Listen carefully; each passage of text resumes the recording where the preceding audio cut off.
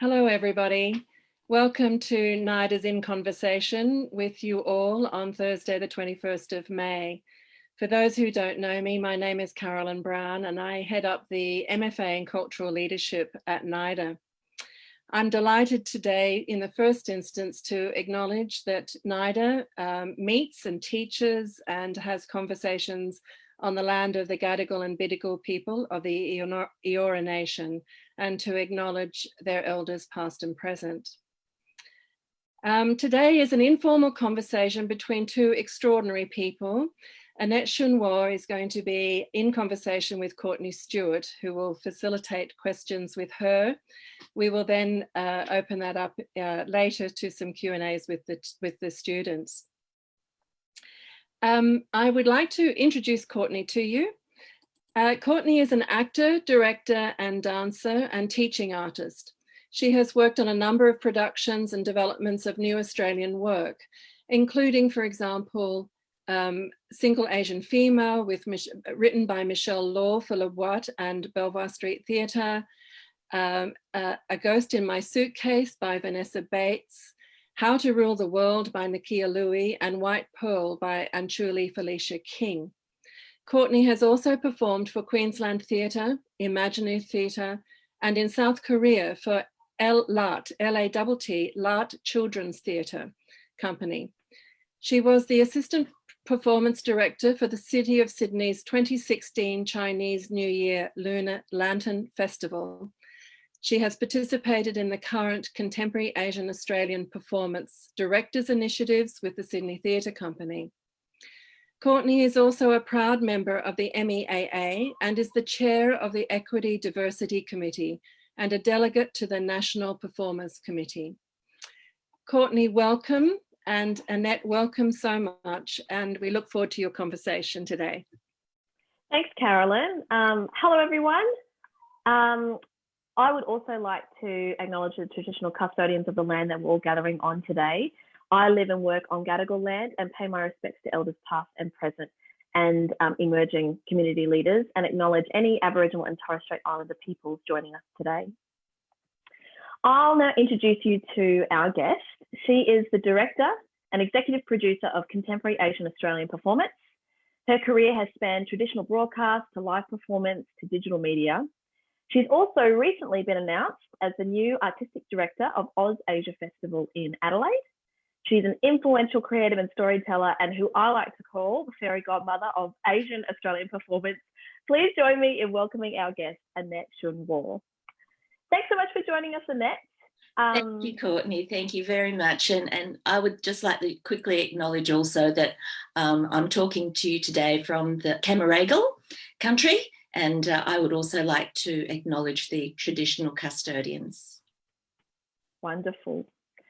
Let's kick off today's session. I mean, I gave a brief overview of the various achievements and the wonderful, important work that you do. But for those tuning in today who maybe haven't come across your work, can you give us a little bit of background information on yourself and where you made your first start in the industry? I actually started in radio. I grew up in Brisbane, and I stumbled into a radio talkback show as a producer, having absolutely no experience whatsoever. And I'd only made the connection because I was studying community psychology at university at the time, and we'd decided to do a project on talkback radio as a form of community psychology, and that's how I made that connection. And then I haven't looked back since. From radio, I ended up in television, from television into writing and a bit of acting, and then eventually found my way into live theatre. So storytelling has really been such a core idea that you've kind of been chasing this whole time. Is that right? I think initially the ideas for me, well, initially it was just music, if the truth be told. I just love music and contemporary music. So that's what got me into the industry. So I really loved being in radio. My first foray into television was a show called The Noise, and that was on SBS. And in doing that show, and when I was at Triple J immediately before that, the thing that drove me was being able to discover new music and new ideas and new ways of making performance and art, which I found really exciting. And it was all about, because I'd had a really sheltered background, so, you know, it just blew my mind, all these new horizons, that I wanted to share that with people. And I think that was what drove me, was to give people so many options of different kinds of music and art to experience. They didn't necessarily have to like it, but I just wanted to give them the opportunity to experience it so they could decide for themselves if they wanted to pursue it and find out more for themselves. And it was really that got me started. The storytelling thing came much later. I mean, that's so interesting, I think. And I definitely think that that's a real hallmark of the work that you do, really trying to kind of broker relationships and kind of break down barriers for artists and really allow them to kind of explore their particular aptitudes for certain things when they wouldn't normally be exposed to those sorts of experiences or really know that they had it within them to be able to do that particular thing. So I think that's really interesting. So I'd actually really love to talk a little bit about contemporary Asian Australian performance now, because it really feels like that's such a touchstone for that particular organisation. Can you just give us a brief overview of what that particular company is, and what the kind of work is that you do with that company? Yeah, the company began in 2002, would you believe, set up by a couple of Asian Australian performers who basically just wanted to find more opportunities. Being of Asian background, they were finding themselves being shut out of so many auditions, so many opportunities, purely because of the way they looked. And so they wanted to open up what was possible. Not long after they launched, they became an autonomous organisation, asked me to basically chair the board. So I've been involved in quite a long time. They're originally called Theatre 4A and then Performance 4A. And then in the late 2000s, the artistic director left. He went back to Hong Kong because he couldn't find enough work in Australia. So the organisation was not doing the thing that he wanted it to do. So I ended up taking over around about 2012 to be more actively engaged. I decided to raise some money, get some funding, and worked very closely with William Young, who was also on the board.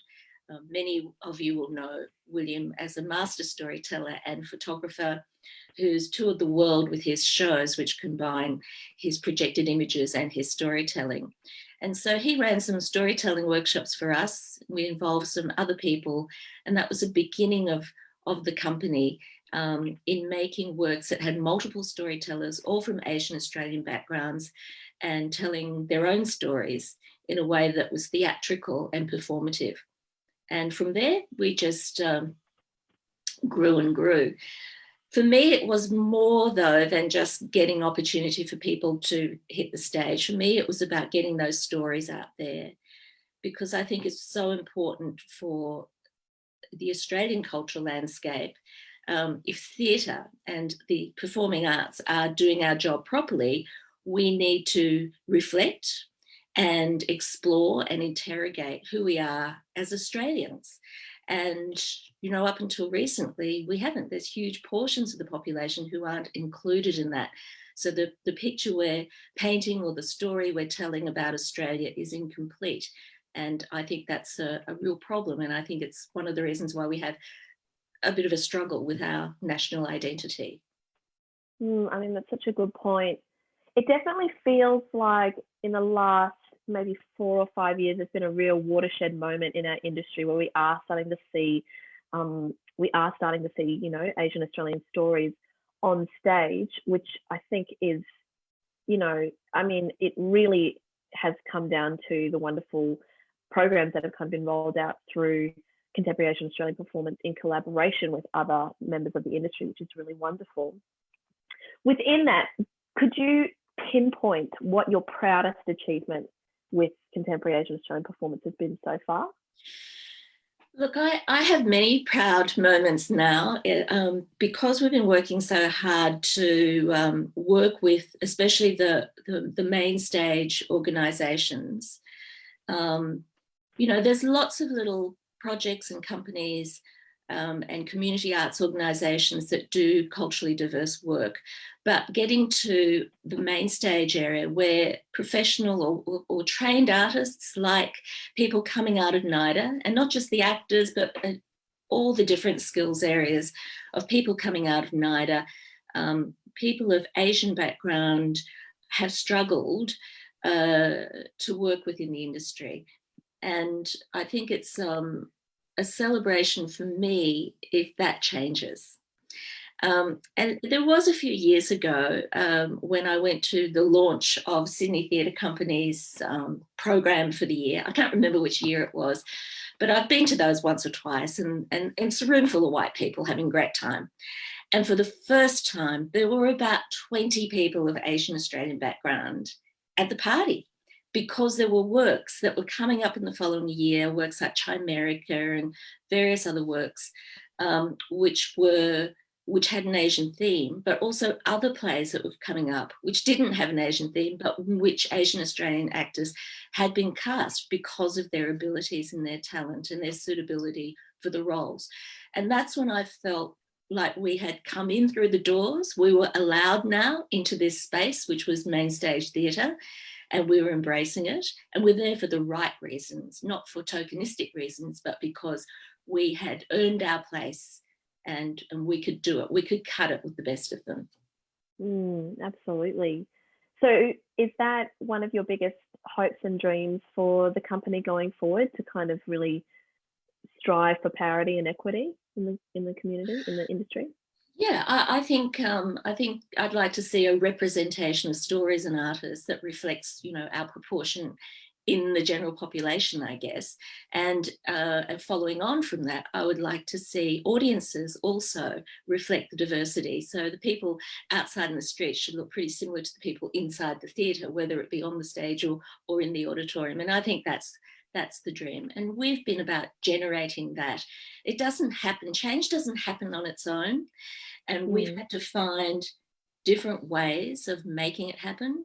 And you'll find that, the industry, the sector, and the main stage companies, they all are on side with this. They want to see that diversity, and they've wanted that for a long time, but they haven't known how to do it. So our tiny company, and we are only a tiny company at CUP, our thing has been the thorn in the side or the pebble in the pool that comes in and helps them, works with those big organisations to show them a way to make the change. So we had the Lotus Playwriting Program, which nurtured a new generation of playwrights, and out of that came people like Michelle Law and Single Asian Female that you have worked on. We've had a number of acting workshops for artists to work with main stage directors, and that's been at Sydney Theatre Company, Melbourne Theatre Company, and Queensland Theatre. And we've had the CUP Directors Initiative, of which you're a part. That's also been with those three companies, where we've had 13 people, 13 Asian Australian artists, exceptional artists, more or less embedded within the structure of those big companies. And I think that's been really, really huge in not only for the individuals, but in changing the way in which those companies, those big major theatre companies, think about their work and who they employ. I think so too. And I think it's also about learning to have different kinds of conversations. And I definitely know, being a participant in the Directors Initiative, being kind of allowed to work creatively in Sydney Theatre Company spaces have really allowed me to have conversations with the key creatives there that I think potentially they haven't had before. And I think they're really, considering the ways in which they kind of need to make work and make people feel welcome into their space when they're wanting to, create with them. So I think it's a wonderful initiative, and I think it's been, a really important development in our industry so far.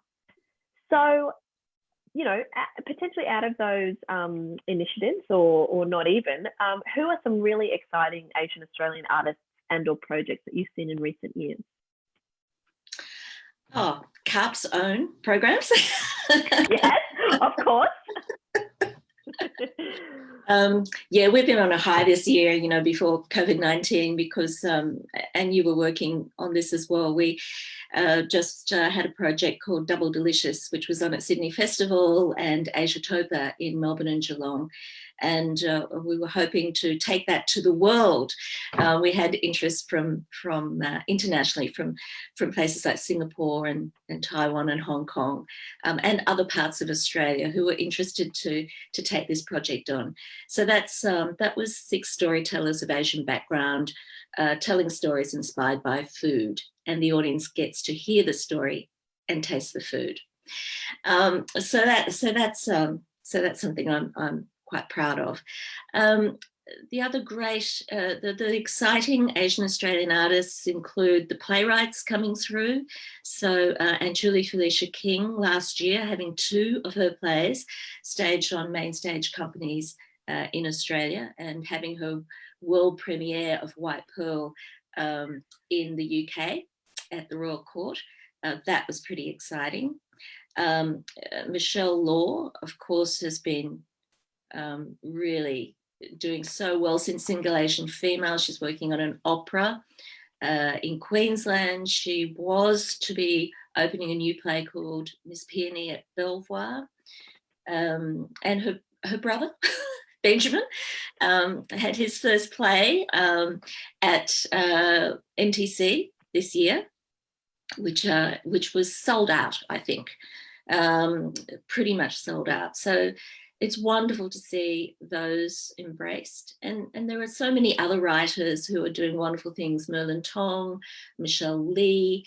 It's a growing list. Jean Tong, Kim Ho won the Patrick White Playwrights Award a couple of years ago. So from very, very few playwrights to now becoming a little bit more common, and those works getting onto the stage has been great. It's also exciting to see a lot of our artists being cast in other works on main stage. So I think the thing is to keep that momentum going. Yeah, absolutely. I think so too. So in keeping with that idea of momentum building, you've recently been announced as the new artistic director of Oz Asia Festival, a major festival held annually in Adelaide. Congratulations. That's so fantastic for the festival and for the industry as a whole. I'm very curious to know what your immediate priority is with your new appointment there. It's no surprise, really. I mean, for people who don't know, because Oz Asia Festival is based in Adelaide, and it surprises me sometimes. There are some really huge events that happen in Adelaide and the rest of Australia doesn't seem to know about it. And Oz Asia is one of those. So this is a festival that looks at the engagement of Australia and Asia. And it's been going now for 13 years. And it's a major festival, it goes for about 2.5, 3 weeks. And in recent years, it's become quite a fantastic showcase of exciting work from Asia. And it also fosters collaboration between Australian and Asian artists. But for me, if you're looking at the engagement of Australia and Asia, the very, very important part is the Asia that is already here. And that's embodied by Asian Australian artists and Asian Australian work. So I think that alongside those other strands, the Asian showcase and the collaboration, there needs to be a very strong representation of Asian Australian work. And there's plenty of artists and work that is of the highest caliber now that other festivals are programming too. And so I think that's one area that I would like to see more involvement. So I'm really excited in that. Because of everything that's going on this year, there's no festival this year, which I'm kind of pleased about, because I've only just been appointed, and normally lock off for a program is May. So, you know, I would have had like 2 months to put a whole program together. It's just not possible. You can't even see any work in that time. So my first festival won't be until October 2021. But this year we'll be doing some online stuff around October. Great. That's so exciting. I tell you, the other Asian Australian artist who I meant to mention too, who's done extraordinary things, of course, is Shakti, who made Counting and Cracking and is now making some other works. But Counting and Cracking won all the awards last year, including literary awards for the script. An extraordinary work, a huge work, maybe even too big to even tour, even though it's had big demand internationally. And that really is putting Asian Australian work on the map. Absolutely, I couldn't agree more. Maybe just one last question before we wrap up. Asian Australians now make up 12% of the population, yet as we've noted in the conversation, Asian Australian voices, faces and stories still remain highly underrepresented in the performing arts. How do you think, Annette, that institutions like NIDA can help create increased engagement with Asian Australian storytelling for our stages? I think NIDA has a very big role to play, and similar institutions. For starters, I would like to see a more diverse mix of students coming through.